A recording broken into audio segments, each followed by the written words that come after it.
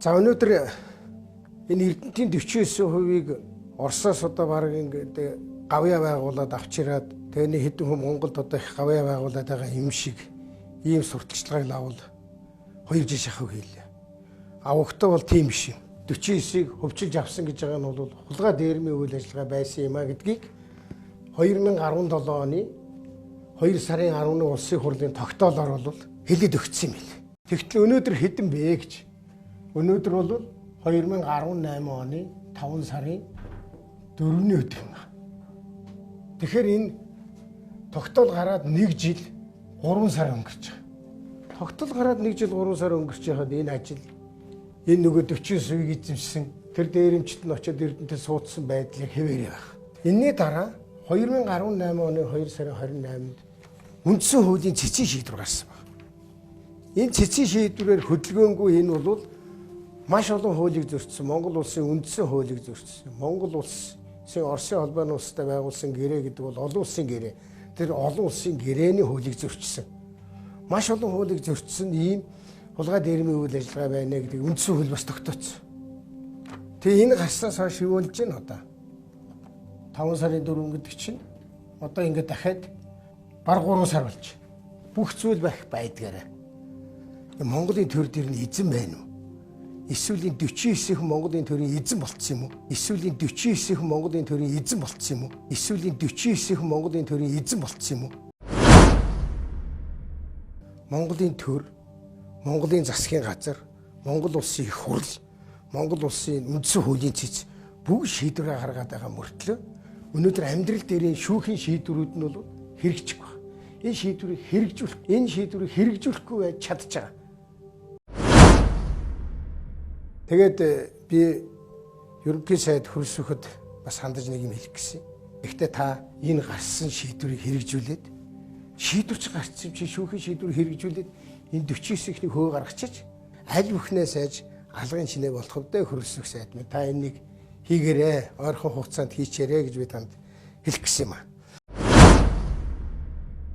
Би зүгээр энэ олон улсын шүүхтэр гарсан шийдвэрийг ингээ хараад байхад дахиад нөгөө манангийн бүлэглэл даварсан шүү. Дахиад нөгөө манангийн бүлэглэл даварсан шүү. Дахиад нөгөө манангийн бүлэглэл даварсан шүү. Дотооддоо шийдэх юмыг гадаадад аваач шийдүүлээд илүү их мөнгөөр олон улсын шүүхийн шийдвэр гаргуулад за тэрнээ хувааж авдаг юм яадаг юм тийм юм руу бас явдаг шүү. Энийг бас сайн шалгах хэрэгтэй. Энэ арбитрийн шийдвэр яаж гаргасан, хэн гаргуулсан, энэ шийдвэрийг гаргахад манайхан яагаад материал өгөхгүй удаасан юм бас л нэг л бодлого явж байгаа энэ заа. Тэгэхээр энийг бас давхар шийдэх ёстой. За чи алтуу яагаад өнөөдөр гинтгэн энэ Эрдэнэтийн асуудал 49-ийг яриад байна вэ? Би Монголд ерөөсө хүүл дүрм гэдэг юм байхгүй болсон. Төр засаг гэдэг юм байхгүй болсон. Улаан цайм хідэн дээрэмчин гарч ирэл Монголын баялагийг цөлмдөг болсон. Улаан цайм хідэн дээрэмчин гарч ирэл Монголын баялагийг цөлмдөг болсон. Улаан цайм хідэн дээрэмчин гарч ирэл Монголын баялагийг цөлмдөг болсон. Хоёрдугаарт нь ноогдол ашиг гэж юм бэ. Ноогдол ашиг. За энэ бол энэний 51-ийг эзэмшиж байгаа Монгол 49-ийг эзэмшиж байсан Орос улсын хувааж авдаг мөнгө. За энэ бол жилээс жилд өөр байна. Би нэг тоо хэлье. Нэг 100 за нэг жилийнх нь л ноогдол ашиг гэхэд 110 тэрбум төгрөг баг. Нэг жил 110 тэрбум. Энийг өшөө сайн өшөө ихсгэж болно ноогдол ашигыг. Тэгэхээр энэ 49 гэдэг бол энэний л төлөө өхөн хатан дээрэм тонуулын ажил хийж байгаа улсууд гэж ойлгож байна. Дахиад нэг аюултай юм хэлэхэд бол одоо тэнд байгаа 49-ийн төлөөлөгчд гэдэг бол энэ Эрдэнэт үйлдвэрт шахааны бизнес гэдгийг бол эднэр л хийж байгаа. Батхан суусан газар балагтаа нөгөө манай энэ бүх үйл ажиллагаа хөхүүлэн дэмжиж зоригжуулан зохион байгуулдаг байсан элбэг дуржийн үедлэх хийгдсэн ажил. Та нар одоо яаж байгаа юм? Булааж авч байгаа юм уу? Дээр үе нөгөө нэгдэлч хөдөлгөөн гэдэг шиг.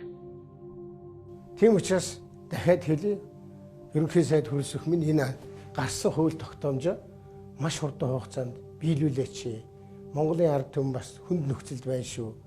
Энэ үнэхээр энэ их хэмжээний мөнгө төгрөгөөг бол нэг гэрүүл, 3 гэрүүл биш. Монголчууд бас хүртмээр байгаа юм шүү. Тэртээ дөрвөө 40 жил хүртээд ирсэн юм а.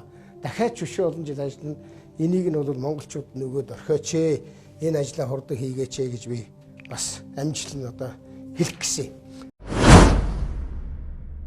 Одоо тэр манай намын дарга, харчилсан намын дарга Эрдэнэ энэ 49% бол улаан цайм цээжээр хамгаалдаг.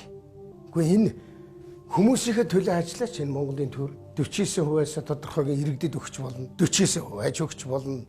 Гэхдээ ер нь амьд хүн аргатай аргалын галт цогтой арга ухаанс хэлэх юм бол ард түмнийхээ энэ ах амжиргааг дээшлэх чиглэлд мянган юм хийж болно.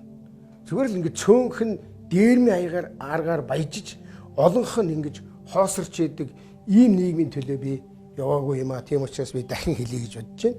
Тэгэхээр энэ Эрдэнэтийн асуудал дээр бол ардчилсан нам гэдэг юм байхгүй. Ардын намч байгаа. Дахиад нөгөө манангийн бүлэглэл энийг хийж байгаа. Тэгэхээр энийг бол тасан зогсоох шаардлагатай болсон.